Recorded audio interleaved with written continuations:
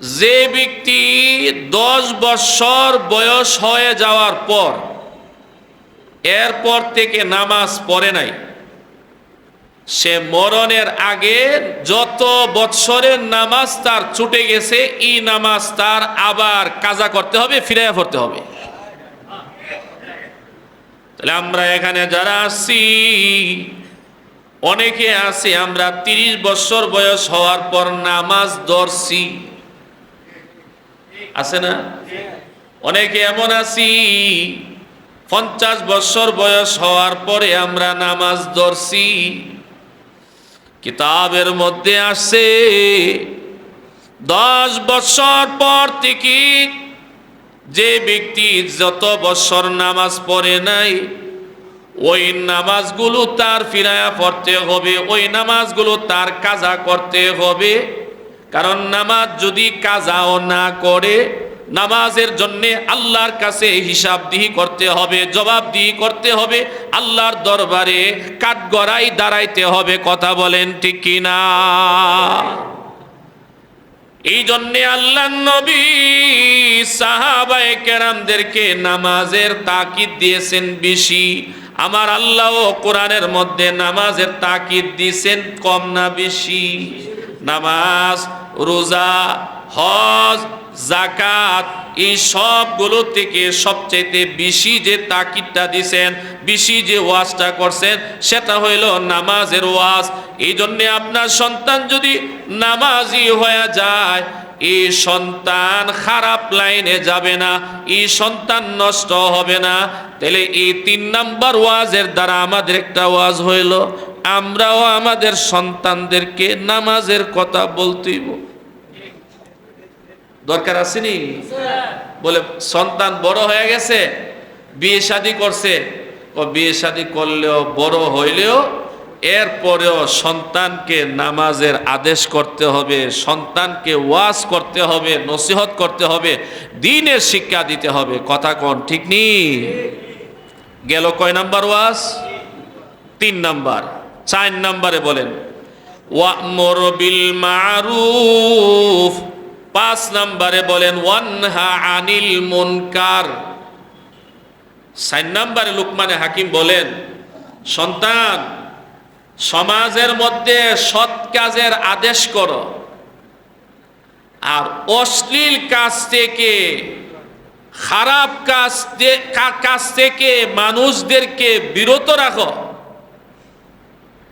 যেমন অনেকের সন্তান আদি আছে মাশাআল্লাহ, বুঝনাদার জ্ঞান আল্লাহ দান করছে, অল্প বয়সেই সমাজের মধ্যে সরদারি করে। কথা কোন আছে না নাই? আমি পিতা হিসাবে আমার সন্তানকে লাইনে আছে কিনা খবর রাখতে হবে, সন্তানকে বুঝাইতে হবে, ছেলেরে বিচার করতে গিয়া নেই বিচার করিস, সন্তানদের মানুষদেরকে সৎ কাজের আদেশ করিস, অসৎ কাজ থেকে বিরত রাখিস। যেমন দাওয়াত ও তাবলীগের মধ্যে একটা কাজ, দাওয়াত ও তাবলীগের মধ্যে একটা বড় কাজই কিন্তু আছে সৎ কাজের আদেশ করা, অসৎ কাজ থেকে নিষেধ করা। কি বলেন, আছে না নাই? আছে। বুখারী শরীফের হাদিসের মধ্যে আছে, রাসূলুল্লাহ সাল্লাল্লাহু আলাইহি ওয়াসাল্লাম সাহাবাকে ফরমান, ক্বালা রাসূলুল্লাহ সাল্লাল্লাহু আলাইহি ওয়াসাল্লাম ইয়াকুম ওয়াল জুলুস আলা তুরুকাত। ক্বালু মা লানা বুদ্দুন ইন্নামা হিয়া মাজালিসুনা নাতাহাদ্দাসু ফিহা। قال فإذا أبيتم إلا المجالس فأعطوا الطريق حقها. قالوا وما حق الطريق؟ قال غض البصر وكف الأذى ورد السلام وأمر بالمعروف ওয়ানাহিয়ুন আনিল মুনকার। সুবহানাল্লাহ। বুখারী শরীফের হাদিসে আসছে, হুজুরে পাক সাল্লাল্লাহু আলাইহি ওয়াসাল্লাম ফরমান, সাহাবীরা রে, রাস্তার মধ্যে বৈশা তোমরা গল্প করো না, রাস্তার মধ্যে বৈশা তোমরা মিটিং করো না। কয়েকজন সাহাবী বললেন, ইয়া রাসূলুল্লাহ, আমাদের বাড়ি তো রাস্তার পাশে, আমরা প্রায় সময় রাস্তার পাশে বসতে হয়, কথা বলতে হয়। হুজুরে পাক সাল্লাল্লাহু আলাইহি ওয়াসাল্লাম ফরমান, যদি রাস্তায় তোমাদের বসতেই হয় তাহলে রাস্তার হক তোমরা আদায় করো। সুবহানাল্লাহ। রাসূল ফরমান যে রাস্তার হক তোমরা আদায় করো। সাহাবায়ে কেরাম ফরমান, ইয়া রাসূল, জিজ্ঞাসা করলেন, ইয়া রাসূলুল্লাহ, রাস্তারও আবার হক আছে, তাহলে হকগুলো কি? রাসূল করিম সাল্লাল্লাহু আলাইহি ওয়াসাল্লাম ফরমান, রাস্তার 5টি হক আছে, এই 5টি হক তোমরা আদায় করো। রাস্তায় চলাফেরা যে আমরা করি, রাস্তার কয়টা হক আছে? 5টা। 1 নম্বরে আল্লাহর নবী ফরমান, গাদ্দুল বাসার, চেহারা অবনত রাখো, দৃষ্টি শক্তি অবনত রাখো।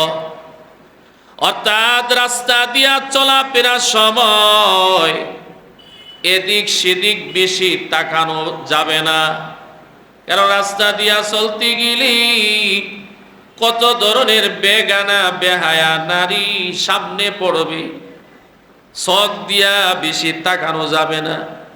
ওহন যদি আমরা মার্কেটও যাই, কি অবস্থা মহিলাদের, কথা বলেন ঠিক কিনা? আল্লাহর নবী ফরমান, সাহাবী, 1 নাম্বার রাস্তার হক হইল দৃষ্টি শক্তি অবনত রেখে চলবা। আমরা শুনছি মুফাসসির সাহেব হুজুর রহমাতুল্লাহ আলাইহি ভাদুগর্জে থাকতেন, জামি নসি আসতেন, একটা রিক্সা দিয়ে আসতেন, একবারে চুপচাপ ভাবে আসছে। আবার জামি নসিয়ার অফিসের মধ্যে আইসা কোনার মধ্যে চুপচাপ বৈশা রইছে। আপনারা মুরব্বীরা আমার থেকে বেশি দেখছেন, কথা বলেন ঠিক কিনা? আল্লাহওয়ালারা যারা, এরা রাস্তা দিয়া চলাফেরার সময় এদিক সেদিক তেমন তাকায় না, বেগানা বেহায়া বেপর্দা নারীর দিকে তাকায় না।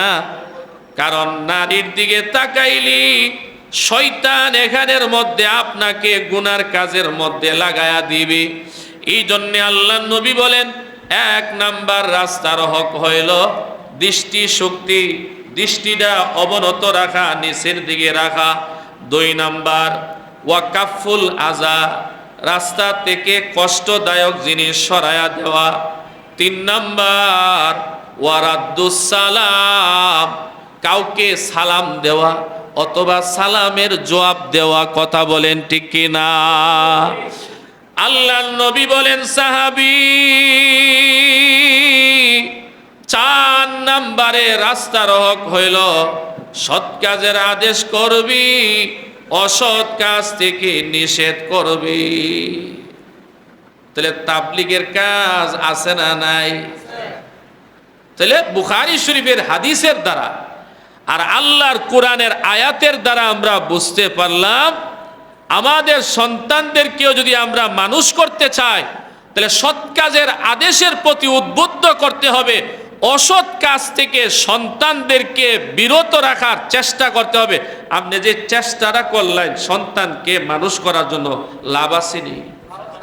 আমি আগে হাদিসটা বলছিলাম, শোনাইছিলাম, কেউ চেষ্টা করে মানুষ বানাইতে পারুক আর নাই পারুক, আল্লাহ রাসূল বলেন, যে ব্যক্তি চেষ্টাটা করলো, সন্তানকে একটা আদব শিক্ষা দিল, ওই ব্যক্তির আমল নামায় কোটি কোটি হাজার বিলিয়ন স্বর্ণ দান করার চাইতেও আরো বেশি সওয়াব দেওয়া হবে। কয়টা ওয়াজ গেছে? 4টা। 5 নাম্বার না, আর বেশি গেছে।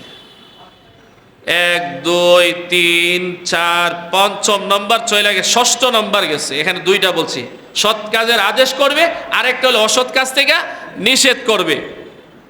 7ম নম্বরে আল্লাহ পাক কোরআনের মধ্যে বলেন, ওয়াসবির আলা মা আসাবাক।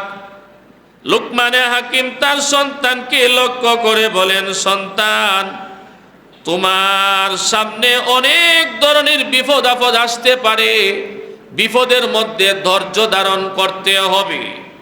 বুখারী শরীফের হাদিসের মধ্যে আছে, যে ব্যক্তি ধৈর্য ধরার মতন ক্ষমতা আছে, তার সবচাইতে বড় নিয়ামত তার অর্জন হয়ে গেছে। সুবহানাল্লাহ। আপনি রাজনীতি করতে যাইবেন, ধৈর্য না থাকলে শেষ। কথা কথা কিনা? আপনি সর্দারি করতে যাইবেন, ধৈর্য না থাকলে সব শেষ হয়ে যাবে। আপনি তাবলীগের কাজ করতে যাইবেন, কত মানুষ ইট পাটকেল মারবে, কত মানুষ ঢিল দিবে, কত মানুষ খারাপ কথা বলবে।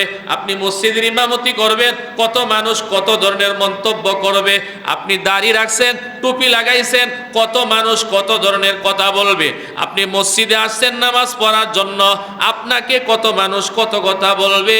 আপনি যে লাইনে যান না কেন, মানুষের মন্তব্য থাকবে, মানুষে আপনার বদনাম করবে। কথা বলেন ঠিক কিনা? এই জন্য সন্তান কি ধৈর্য শিক্ষা দিতে হবে। যদি সন্তান ধৈর্য ধরতে পারি, এই সন্তান আদর্শবান হয়ে যাবে। সুবহানাল্লাহ। এই যে আজকে অনেক ছেলেরা আত্মহত্যা করে না? কেন করে? অধৈর্য। হয়তো কোনো মেয়ের সাথে একটা সম্পর্ক আছে, এখন সম্পর্কটা 30 জিবি চলে আসছে, 4 জিবি নাই, অথবা সম্পর্কটা মাইনাস হয়ে গেছে, ধৈর্য ধরতে পারে না, আত্মহত্যা করে। অথবা বায়ে বায়ে একটু মন কষাকষি হয়েছে, রাগারাগি করে, এই কারণে দেখা যায় আত্মহত্যা করে। অথবা কোন একটা পরীক্ষার মধ্যে পড়ছে, দুশ্মনের সামনে পড়ে গেছে, মুসিবতের মধ্যে পড়ে গেছে, এই সময় তো সন্তান ধৈর্য ধরতে হবে। কথা বলেন ঠিক কিনা? এজন্য সন্তানকে ছোটবেলা থেকেই ধৈর্য শিক্ষা দিতে হবে, বুঝাইতে হবে। অনেক সময় নিজে ট্রেনিং দিতে হবে যে একটা বিপদ আসতেছে, এই সময় ধৈর্য ধরতে হবে। অনেক মানুষ অনেক কথা বলছে, ধৈর্য ধরতে হবে। অনেক সময় ঝগড়া হয়ে গেছে, ধৈর্য ধরতে হবে। এইভাবে যদি একটা সন্তান ধৈর্যশীল হয়ে যায়, একটা সন্তান যদি ধৈর্যশীল হয়ে যায়, এই সন্তানের দ্বারা সমাজে কাজ হবে, এই সন্তানের দ্বারা মা বাবার সংসারের মধ্যে শান্তি আসবে, এই সন্তানের দ্বারা দেশের উপকার হবে। কথা কোন ঠিক কিনা? গেল 8ম নাম্বার। এরপরে আসছে আল্লাহ পাক রব্বুল আলামিন বলেন, ওয়ালা তুসাইর খাদ্দাকা লিন্নাস, ওয়ালা তুসাইর খাদ্দাকা লিন্নাস।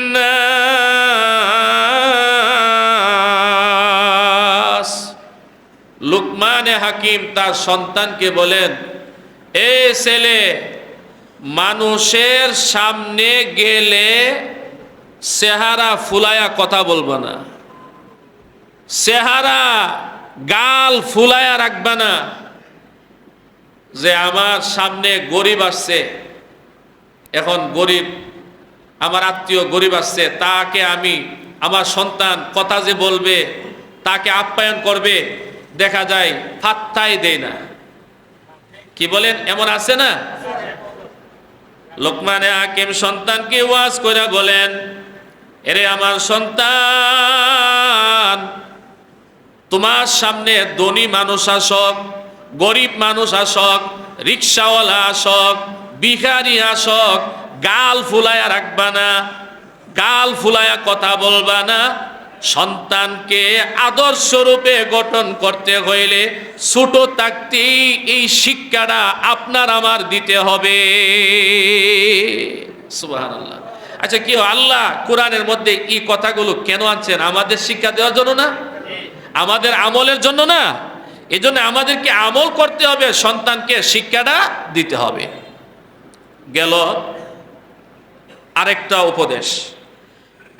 উপদেশ লুকমানে হাকিম তার সন্তানকে বলেন, ওয়ালা তামশি ফিল আরদি মারাহা, জমিনের মধ্যে অহংকার করে, ধম্ব করে চলবা না।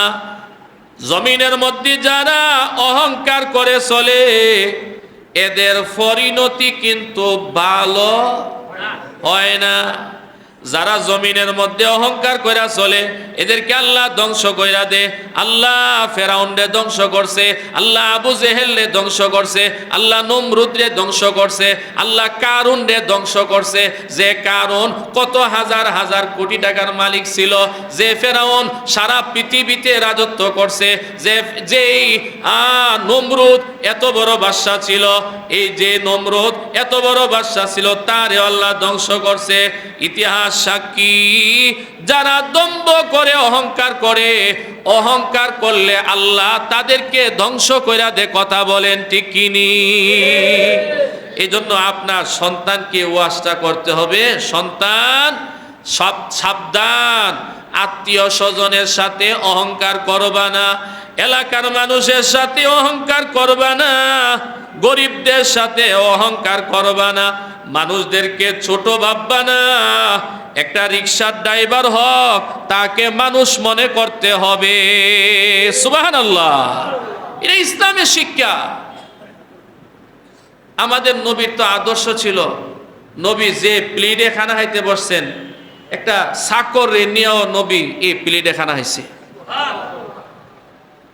এটা হলো ইসলামের শিক্ষা। আপনার আমার সন্তানকে এই শিক্ষাগুলো দিতে হবে।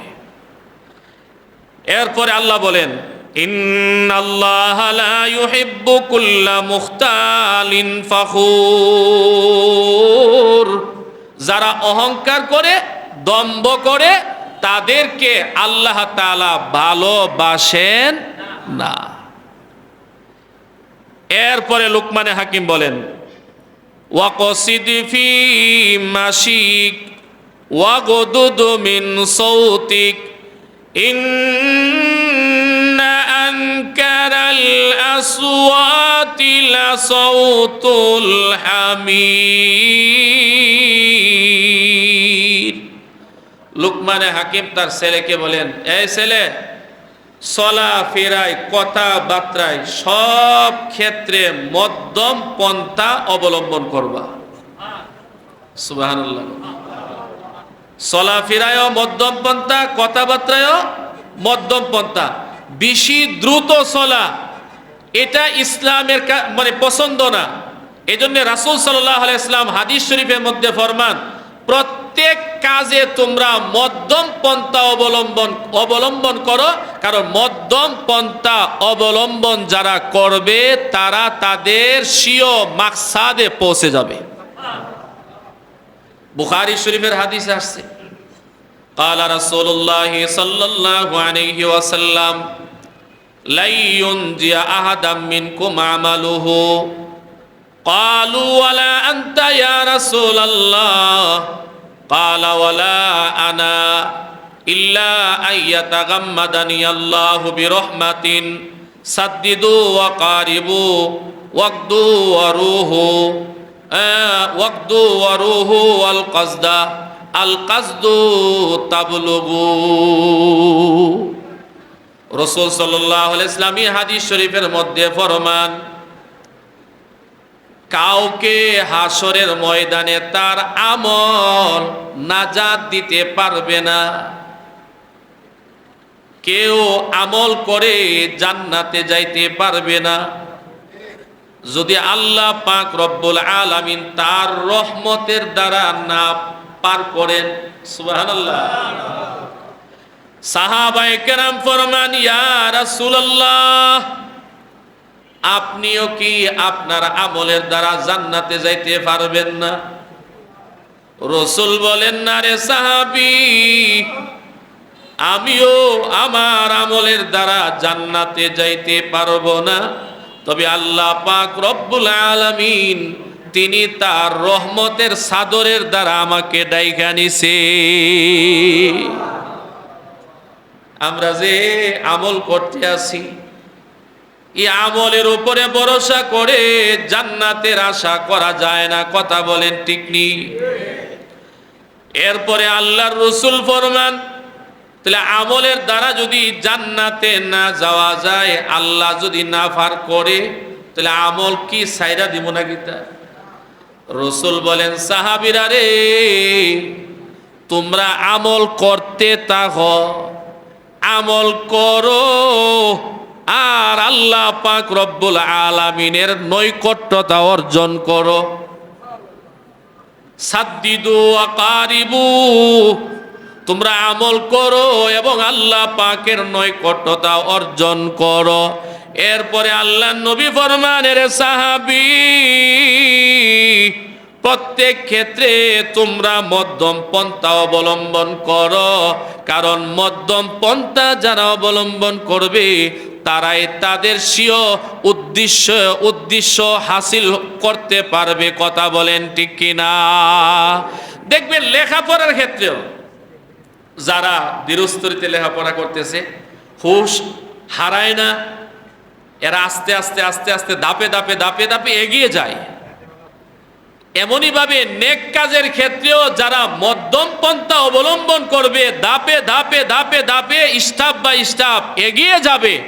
আর একটা রাত্রি আসছে সবে বরাত অথবা লাইলাতুল কদর পায়া সারা রাত দিলাম শেষ কইরা, ফজরেরও খবর নাই, অথবা সারা রাত ইবাদত করলাম কিন্তু সারা বছর ইবাদতের খবর নাই। এই ইবাদতের দ্বারা স্বীয় উদ্দেশ্য হাসিল হবে না। কিন্তু যদি আমরা মধ্যম পন্থা অবলম্বন করি, ধারাবাহিকভাবে আস্তে আস্তে আমাদের স্বীয় উদ্দেশ্য হাসিল হয়ে যাবে। সুবহানাল্লাহ। এক সাহাবী মসজিদের নববীতে রশি লাগাইছে,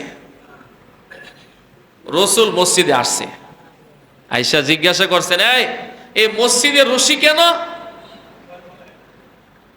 তো আরেক সাহাবী বললেন, ইয়া রাসূলুল্লাহ, ইমুক সাহাবী রশি বাঁধছে,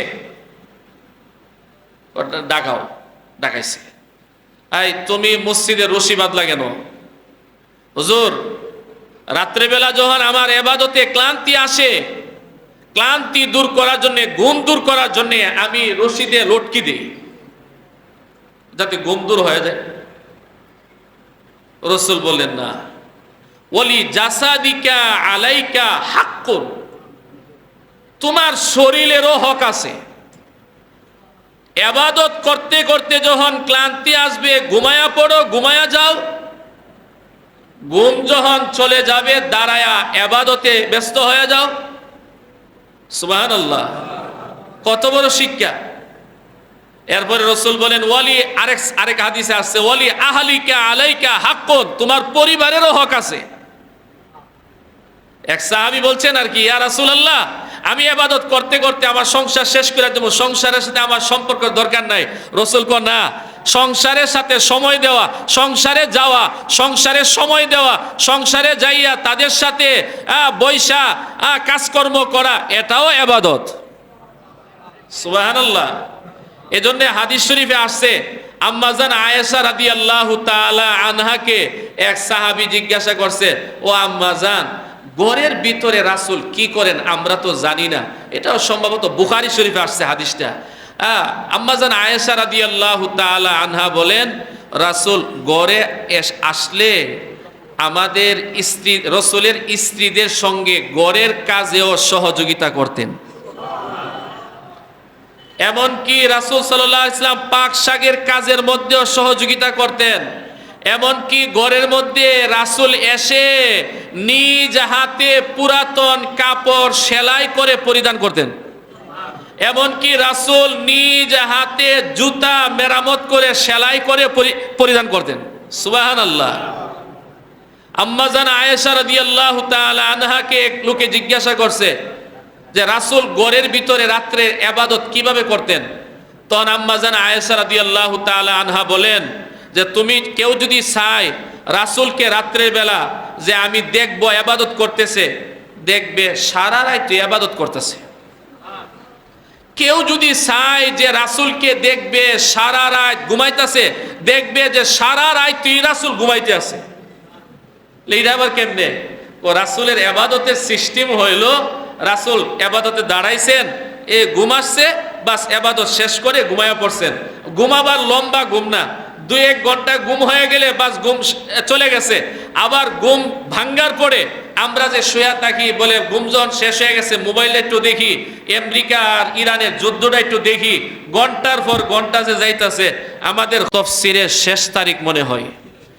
এখন হুজুরে খুবই অসুস্থ, হয়তো আজকে বিকালে মনে হয় ডাক্তারের কাছে আসতে পারেন বা পরামর্শ করবেন। তাফসীরের দোয়াটা কি আগামীকাল হবে কিনা এটা হুজুর ইনশাল্লাহ আপনাদেরকে নিয়ে সিদ্ধান্ত নিয়ে এরপরে জানাবেন। আমি এই পর্যন্তই আলোচনা করলাম। আল্লাহ পাক রব্বুল আলামিন আমাকে সহ আপনাদের সবাইকে আমল করার তৌফিক দান করুন, সকলে বলি আমিন।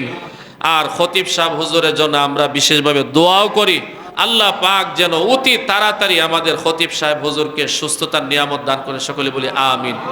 জিকির করেন লা ইলাহা ইল্লাল্লাহ, লা ইলাহা ইল্লাল্লাহ, লা ইলাহা ইল্লাল্লাহ, লা ইলাহা ইল্লাল্লাহ, লা ইলাহা ইল্লাল্লাহ, লা ইলাহা ইল্লাল্লাহ, লা ইলাহা ইল্লাল্লাহ, লা ইলাহা ইল্লাল্লাহ, লা ইলাহা ইল্লাল্লাহ, লা ইলাহা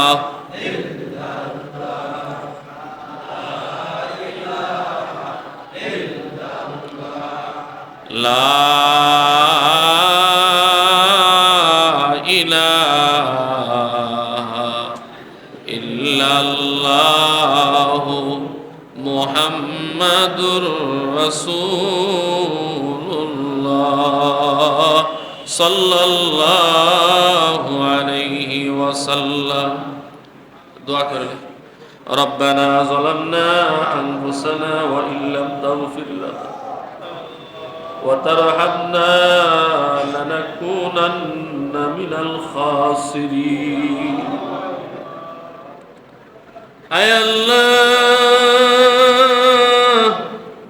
আমরা গুনাহগারের দল, মাহে রমজানের রোজা রাখা অবস্থায় আল্লাহ আপনার কুরআনুল কারীমের আলোচনা শোনার পর আপনার শাহী দরবারে গুনার দুইটা হাত বাড়াইলাম। আল্লাহ দয়া করে মেহেরবানি করে আমাদের জিন্দেগীর সমস্ত গুনাহ মাফ করিয়া দাও। আল্লাহ দেখতে দেখতে রমজান মাসের আজকে 19তম রোজা চইলা যাচ্ছে। জানি না আমাদের রোজাগুলো কি অবস্থা হয়েছে। আল্লাহ আল্লাহ আমাদের নামাজ, আমাদের রোজা, আমাদের ইফতার সবগুলো আমল দয়া করে কবুল আর মঞ্জুর করিয়া নাও। আল্লাহ আমাদের যাদের আম্মা নাই, আব্বা নাই, দাদা নাই, দাদি নাই, আল্লাহ আমাদের মুর্দেগানদের কবরগুলো জান্নাতের বাগান বানায়া দাও। আল্লাহ আমাদের মই মুরব্বিগণ দুনিয়ার থাকতে যদি কোনো ধরনের অন্যায় করে থাকি, অপরাধ করে থাকি, আল্লাহ তাদের পক্ষ থেকে আমরা মাফ চাই। আল্লাহ দয়া করে তাদেরকে মাফ করিয়া দাও। আল্লাহ মাহে রমজানের আরো বাকি যে রোজাগুলো আছে সুন্দরভাবে যেন আমরা আদায় করতে পারি, রাখতে পারি, সেই তৌফিক আমাদেরকে দান করিয়া দাও। আয় আল্লাহ আমাদের মধ্যে যারা অসুস্থ রোগী আক্রান্ত, আল্লাহ দয়া করে সমস্ত রোগীদেরকে শিফায়ে দায়েমা নসিব করিয়া দাও। আমালিক এই জামে মসজিদের খতিব সাহেব হুজুর, আমাদের দারমা মাদ্রাসার বড় হুজুর অসুস্থ, আল্লাহ দয়া করে হুজুরকে সুস্থতার নিয়ামত দান করিয়া দাও। আবারও যেন আগামীকাল আখিরি মুনাজাত করতে পারে, আল্লাহ দয়া করে পূর্ণ সুস্থতার নিয়ামত দান করিয়া দাও। আয় আল্লাহ দয়া করে মেহেরবানি করে আমাদের সবাইকে হায়াতে তৈয়বা দান করিয়া দাও। আল্লাহ আমাদের সন্তানদেরকে মানুষ বানায়া দাও। আল্লাহ আমাদের সন্তানদেরকে মরণ পর্যন্ত ঈমানের উপরে অটল রাখো। আল্লাহ সন্তানদেরকে মা বাবার বাধ্যগত বানায়া দাও। আল্লাহ সন্তানদেরকে আল্লাহ সুশিক্ষায় শিক্ষিত বানাইবার তৌফিক দান করো। আয় আল্লাহ আমরা যা কিছু চাইলাম, যাহা চাই না অথচ আমাদের দরকার, আল্লাহ সবগুলো আমাদের জন্য কবুল আর মঞ্জুর করিয়া নাও। ওয়া সাল্লাল্লাহু আলান নবিয়িল কারীম ওয়া আলিহি ওয়া আসহাবিহি আজমাইন। আমিন আমিন বিরহমাতিকা ইয়া আরহামার